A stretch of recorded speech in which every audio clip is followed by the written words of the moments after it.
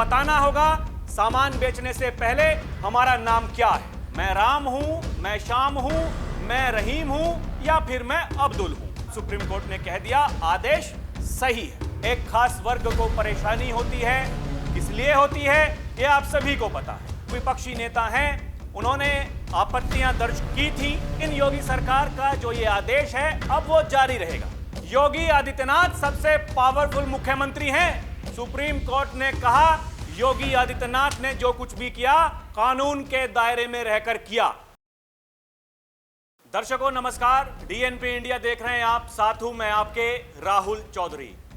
दर्शकों, सावन का महीना चल रहा है, कावड़ यात्रा अब अपने अंतिम दौर में है। 23 जुलाई को शिवरात्रि है। जलाभिषेक होने के बाद में सभी कावड़िए अपने अपने घरों को चले जाएंगे। लेकिन कावड़ यात्रा की शुरुआत से पहले योगी सरकार ने एक आदेश जारी किया था। योगी सरकार ने कहा था कि कावड़ मार्ग पर जितनी भी खाने पीने की दुकानें हैं, दुकानदार अपना नाम प्रदर्शित करेगा, नेम प्लेट लगाएगा और अपना मोबाइल नंबर भी लिखेगा, बताएगा कि मैं कौन हूं, मैं राम हूं, मैं श्याम हूं, मैं रहीम हूं या फिर मैं अब्दुल हूं। उसको लेकर के हंगामा हुआ। विपक्षी नेताओं ने सरकार को घेरा, यह कहा कि यह तुगलकी फरमान है, जबकि सरकार का यह कहना था कि हम ये चाहते हैं कि कोई बवंडर ना हो, पारदर्शिता रहे। कावड़िए जब कोई सामान खरीद रहे हो या फिर कोई आम नागरिक भी किसी दुकान से कोई सामान खरीद रहा हो, उसे पता हो कि मैं किससे सामान खरीद रहा हूं। लेकिन यह हमारा देश है, लोकतंत्र है, यहां सभी को विरोध करने का अधिकार है। विरोध हुआ, मामला सुप्रीम कोर्ट में गया। सुप्रीम कोर्ट ने इस सुनवाई में पहले कहा कि योगी सरकार कारण बताओ कि क्यों आपने ये आदेश जारी किया। जब योगी सरकार ने अपना जवाब दिया, उसके बाद में सुप्रीम कोर्ट ने कहा यह आदेश सही है। जी हां, सुप्रीम कोर्ट से योगी आदित्यनाथ का जो ये आदेश था, बड़ी राहत योगी सरकार को मिली है। अब देखिए, जो मीडिया रिपोर्ट्स हैं वो ये दावा कर रही हैं कि दुकानों पर लगाना होगा क्यूआर कोड। कावड़ यात्रा मार्ग पर योगी सरकार का आदेश सुप्रीम कोर्ट ने बताया सही। दुकानों पर लगाना होगा लाइसेंस और रजिस्ट्रेशन, दुकानदारों के लिए सुप्रीम कोर्ट का आदेश। इसके अलावा देखिए, ये साफ साफ मीडिया रिपोर्ट्स में ये बताया हुआ है, ये आदेश बिल्कुल ठीक है और सुप्रीम कोर्ट ने इस पर मुहर लगा दी है। और देखिए, यही जो मीडिया रिपोर्ट्स हैं वो सब ये दावा कर रही हैं। बताया गया है कि सुप्रीम कोर्ट की मुहर, कावड़ यात्रा में क्यूआर कोड रहेगा लागू। सुप्रीम कोर्ट ने यूपी सरकार के क्यूआर कोड आदेश पर रोक से इंकार किया। कावड़ मार्ग पर दुकान लगाने वाले सभी दुकानदारों को लगाना होगा क्यूआर कोड। क्यूआर कोड से होगी दुकानदारों और विक्रेताओं की पहचान। सुप्रीम कोर्ट ने कहा क्यूआर कोड सिस्टम में से व्यवस्था में पारदर्शिता और सुरक्षा रहेगी। यूपी सरकार का आदेश अब पूरी तरह चालू रहेगा। कावड़ यात्रा के दौरान सुरक्षा और नियंत्रण के लिए यह अहम कदम है। इस बार की कावड़ यात्रा, ये तो जैसे कि मैंने बताया, अभी ये अंतिम दौर में है, यह खत्म होने वाली है। लेकिन योगी सरकार का जो ये आदेश है अब वो जारी रहेगा। वो भले ही कावड़ यात्रा वाले दिन हो या फिर नहीं हो, कोई से भी दिन हो, सभी को अपना नाम तो लगाना ही पड़ेगा, ये बताना ही पड़ेगा कि वो कौन है। यही योगी सरकार का जो आदेश था, सुप्रीम कोर्ट ने कहा कि ये बिल्कुल सही है। अब दर्शकों, जैसा कि मैं कह रहा था कि जो विपक्षी नेता हैं उन्होंने आपत्तियां दर्ज की थी और यह कहा था कि यह तुगलकी फरमान है। अब किसने क्या क्या कहा था, यह भी तो जानना बड़ा महत्वपूर्ण है। तो इस कड़ी में सबसे ऊपर नाम आता है समाजवादी पार्टी के मुखिया अखिलेश यादव जी का। अखिलेश यादव जी ने कहा था इस आदेश को सामाजिक सौहार्द को बिगाड़ने वाला और सांप्रदायिक बताया था। उन्होंने कहा यह आदेश मुस्लिम और दलित समुदायों के आर्थिक बहिष्कार की दिशा में एक कदम है। उन्होंने सुप्रीम कोर्ट से इस मामले में हस्तक्षेप की मांग की थी। सुप्रीम कोर्ट में मामला गया और अब सुप्रीम कोर्ट ने कह दिया आदेश सही है। इसके अलावा ये और जो इन्होंने बात की कि भाई हमारी सरकार आएगी तो हम ये करा देंगे, हम वो करा देंगे, उस बारे में कई बार हम बात कर चुके हैं, उसको अभी छोड़ते हैं। किस नेता ने क्या क्या कहा यह जानना बड़ा महत्वपूर्ण है। एक और समाजवादी पार्टी के विधायक हैं रविदास मेहरोत्रा, उन्होंने ये कहा कि कांवड़ियों के बारे में, बल्कि भाजपा सरकार की नीतियों की उन्होंने आलोचना की और कहा कि ये जो मुख्यमंत्री हैं या फिर उप मुख्यमंत्री हैं, ये जो सब कुछ कह रहे हैं, ये इसमें कुछ ठीक नहीं है, ये तुगलकी फरमान है और ऐसा नहीं होना चाहिए। इसके अलावा कांवड़ियों के बारे में जो कुछ भी चल रहा है, सरकार डिफेंड कर रही है, कह रही है कि बिल्कुल ठीक चल रही है कांवड़ यात्रा, जबकि विपक्षी नेताओं का, खासकर समाजवादी पार्टी के जो नेता हैं, उनका यह कहना है कि यहां उपद्रवी घुस गए हैं, गरीब लोग जा रहे हैं, जो बेरोजगार हैं वो कांवड़ लेने जा रहे हैं। ये सभी जो बयानबाजी है ये समाजवादी पार्टी के नेताओं के द्वारा की जा रही है। इसके अलावा जो समाजवादी पार्टी के सांसद हैं हरिंदर मलिक, उन्होंने कहा था ये बिना मतलब का बखेड़ा बताया इस आदेश को, ये बिना मतलब का बखेड़ा करना चाहते हैं, इसीलिए समाज में तनाव पैदा करने का ये एक प्रयास है। कांग्रेस के सांसद इमरान मसूद, उन्होंने योगी सरकार पर निशाना साधते हुए कहा था कि देश की साझा संस्कृति और विरासत को यह नष्ट करने का प्रयास है। पवन खेड़ा, कांग्रेस के नेता, उन्होंने कहा यह मुस्लिम और दलित समुदायों के आर्थिक बहिष्कार का उन्होंने इसे कदम बताया। सवाल उठाया कि क्या सरकार अब यह तय करेगी कि कौन किससे सामान खरीदेगा। अरे सरकार नहीं तय करेगी, यह खरीदने वाला तय करेगा कि कौन किससे सामान खरीदेगा।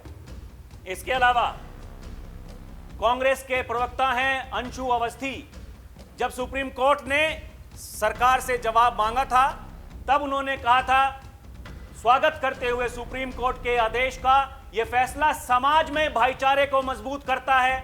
उन्होंने योगी सरकार को सलाह दी, ऐसे जहर घोलने वाले निर्णय लेने से पहले 100 बार सोचना चाहिए। बहुजन समाज पार्टी की मुखिया हैं मायावती जी, उन्होंने इस आदेश को सामाजिक सौहार्द बिगाड़ने वाला बताया, तुरंत वापस लेने की मांग की।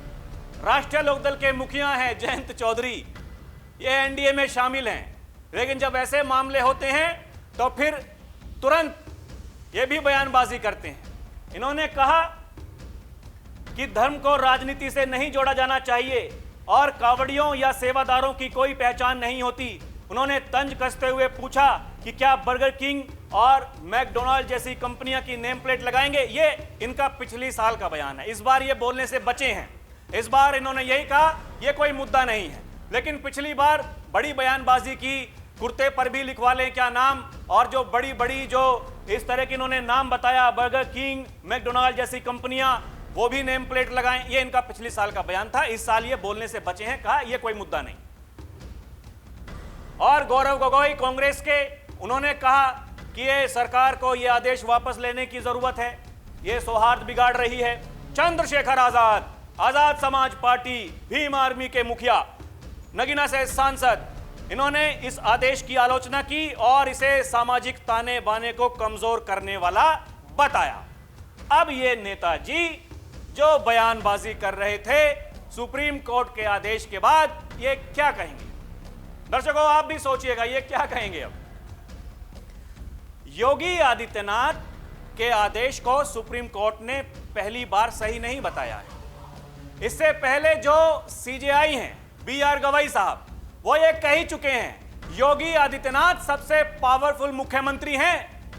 ये देखिए लगभग 1 महीने पहले उन्होंने ये कहा था कि बड़े पावरफुल हैं। सीजेआई गवई ने मंच से की सीएम योगी की जमकर तारीफ। उन्होंने योगी आदित्यनाथ को बेहद शक्तिशाली मुख्यमंत्री बताया।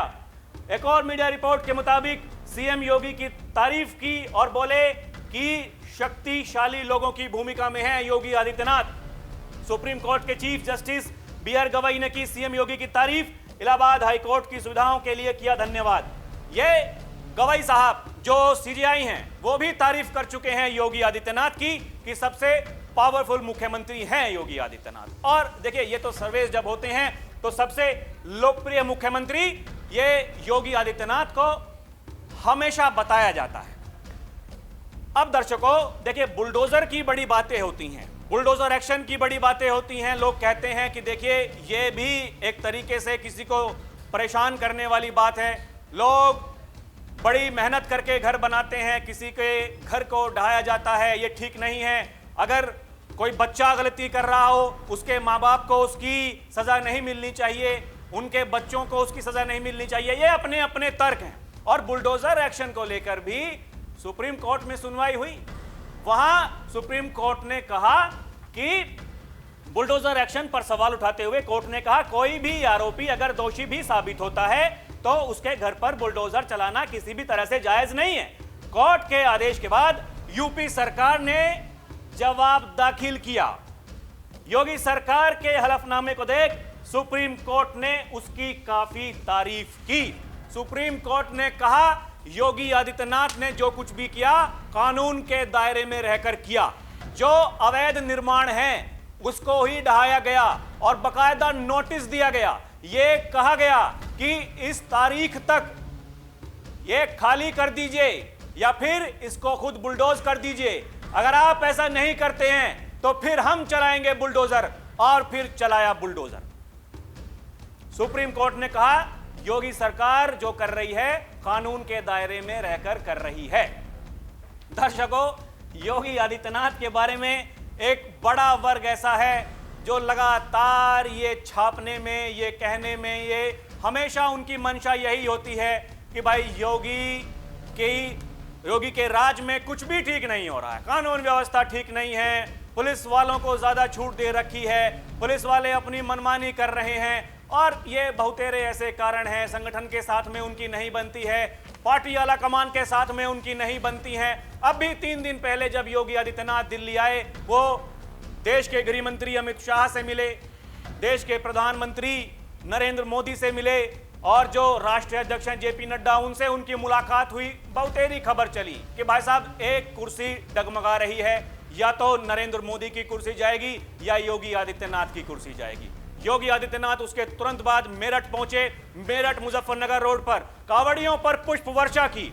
वहीं से ये कहा ये उपद्रवी जो कांवड़ यात्रा को बदनाम करना चाहते हैं उन्हें बख्शा नहीं जाएगा। सीसीटीवी फुटेज हमारे पास में है, सबकी पहचान हो रही है।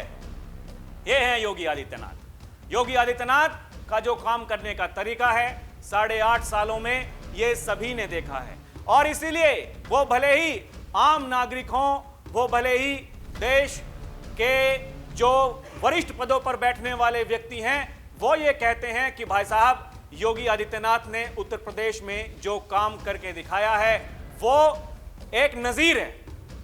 और यही सुप्रीम कोर्ट भी अब कह रहा है इस आदेश में कोई बुराई नहीं है। ये पारदर्शिता हमें लानी होगी, हमें ये बताना होगा सामान बेचने से पहले हमारा नाम क्या है।